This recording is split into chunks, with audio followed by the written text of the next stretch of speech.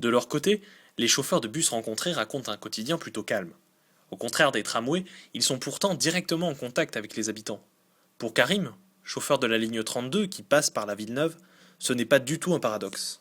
Dans un tram, on fait plus partie de la machine. Il y a plus de facilité pour eux à exprimer une agressivité envers une rame de tram qui passe que envers un véhicule qui peut s'arrêter. Et moi, je peux m'arrêter et descendre, leur dire qu'est-ce qui vous arrive, pourquoi vous faites ci.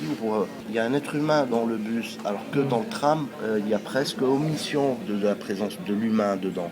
Les habitants de la ville neuve, Karim les croise tous les jours. S'ils déplorent certains problèmes, il garde pour eux une certaine tendresse. C'est des gens modestes qui travaillent. Le matin, on prend les mamies qui vont faire les ménages. La journée, on prend les mamies et les papis qui vont faire leurs courses. Des jeunes qui vont à l'école ou qui vont se balader à Grand Place.